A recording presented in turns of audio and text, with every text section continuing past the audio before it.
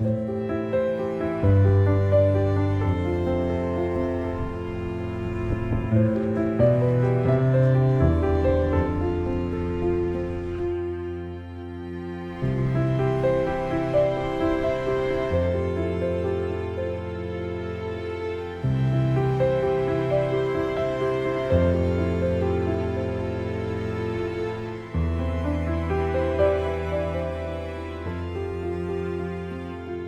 it's been a while since I shot anything with my GoPro, and honestly I didn't really miss it at all after mainly using my DJI Osmo Pocket 3 and Action 4 for the last couple of months. I don't really feel like using my GoPro because it's not really fun to use in my opinion. It's quite buggy and slow, there is no exposure metering, and it's not as good when shooting in dark scenes or low light. Regardless, you can still get fantastic results with this camera, as you saw in the beginning of this video, and today I want to share with you my settings for GP log and exposure and color grading workflow. Starting with the settings, I set the controls to Pro to have complete manual control over the camera. Then in the settings menu, I set the profile to log for the most flexibility in post-production, the aspect ratio to 16:9 because I don't feel like reframing an 8:7 video, though it can be a great option. Next, I set the resolution and frame rate to 5.3K, 25 or 50p, depending on whether I want slow motion or not. As for the field of view, I mostly use linear because it looks the most natural. However, sometimes I use the ultra wide field of view for landscape or action shots. Next, I set the hyper smooth to auto boost. I think it provides the best stabilization results. Then I set the shutter speed to either 1/100 or 1/200, and I'll explain why later in the video. The white balance to either 5000 or 5500 Kelvin. The ISO minimum maximum to 100 to get the least amount of noise in the image, and the sharpness to low. If there's one thing I don't really like about the GoPro, it's the white balance accuracy.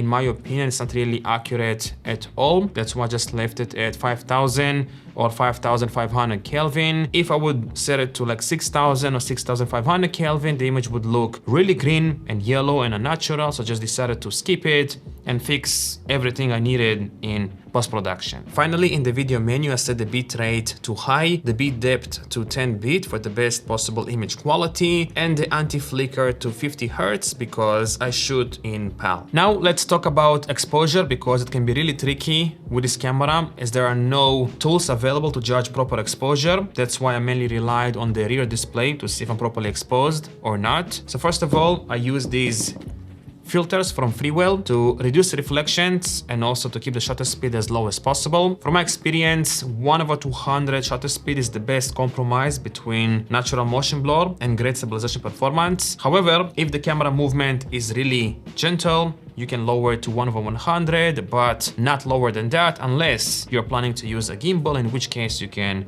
even use 1/50 without any problems. Now, if you don't have ND filters, I would recommend using exposure control on the GoPro, which allows you to lock the exposure to a specific area in the frame, like the highlights or the shadows. I've made a whole video about that. You can watch it right here. Anyway, let's go outside and I'm going to show you some real world exposure examples. All right, let's get a shot in here. First of all, here are my settings: 5.3K, 25p, linear field of view, white balance 5000 Kelvin, ISO minimum maximum 100, sharpness low. I also have ND8 on the camera, and now let me adjust the CPL filter. I want to reduce the reflections from the water. Maybe somewhere around here looks good. Now let's adjust the shutter speed. I think here I'm gonna set it to 1/100 because I'm just going to do like a forward movement with the camera and that's it, nothing really crazy. The exposure looks good on the screen, at least for me. Let's get the shot. 3, 2, 1.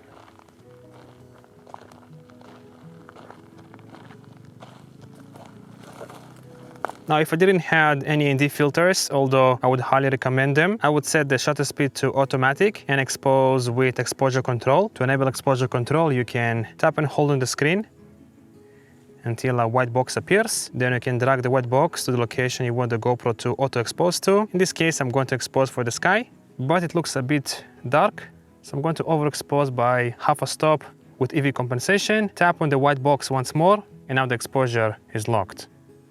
Press OK and get my shot. 3, 2, 1, go.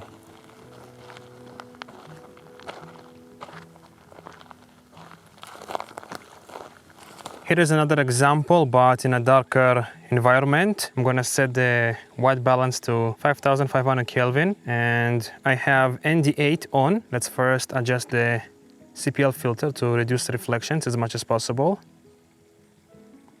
I think somewhere around here looks good. And I'm going to set the shutter speed to, let's see, 1/100, because otherwise it's going to be a bit too dark. And honestly, I'm not going to do anything crazy in here, just a simple, gentle movement. Now here I'm going to do like a sliding movement.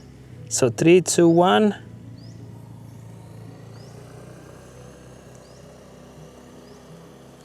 Now again, here's how the same shot looks like, but without using an ND filter. First of all, I'm going to disable manual shutter speed.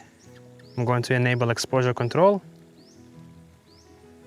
And in this case, I'm also going to expose for the highlights. I always like to expose for the highlights. It usually looks much more cinematic and better, but it looks a bit underexposed on the screen.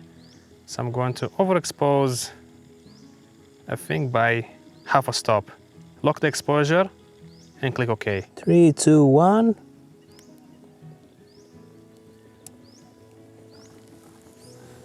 Let's do another one. 3, 2, 1. All right, now let me show you my color correction and color grading workflow. This is not going to be a full-blown tutorial on how to color grade and stuff, but I just want to show you the steps I took to make this clip that you see right now look the way it looked in the beginning of the video. So first of all, I used Color Finale Pro plugin to do some basic color adjustments, color correction. I adjusted the white balance in here. As you can see, this is the before and after. It was quite warm. I just reduced the temperature slightly and also adjusted the tint. Next, I did some adjustments in the layers panel, like exposure.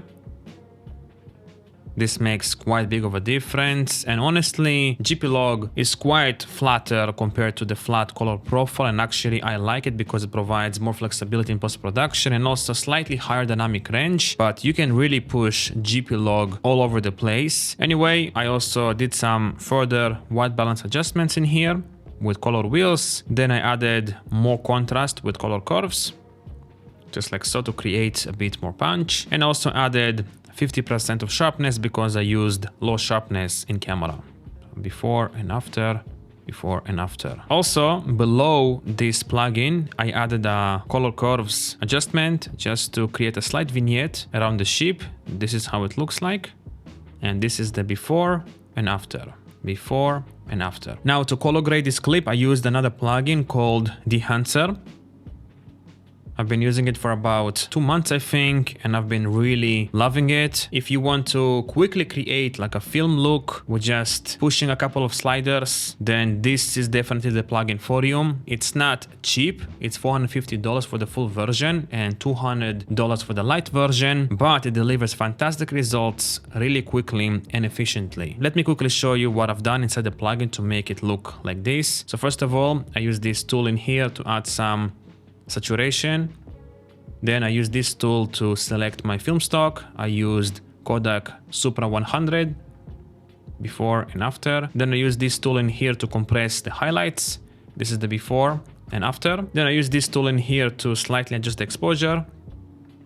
And this tool to select the print film. I used Kodak 2383 before and after, before and after. And that's pretty much it. I didn't use any film grain, halation, bloom, or anything like that. All right, so I think I am done for today. However, I want to give you a tip. If you're going to make videos or shoot footage like I showed in the beginning of this video with your GoPro, I would recommend to switch to the Pocket 3 because it's gonna deliver better results. You don't have to play around with the shutter speed to get good stabilization because it's a gimbal, and the footage looks a bit better in my opinion, especially in low light. So if you're doing like cinematic videos or something like that, I would highly recommend this camera rather than the GoPro 12. However, if you already have the GoPro 12, I hope the settings and the exposure workflow and the color grading process I showed you today is going to help you somehow. Anyhow, thanks for watching. Leave your comments and questions down below, and I'll see you again soon.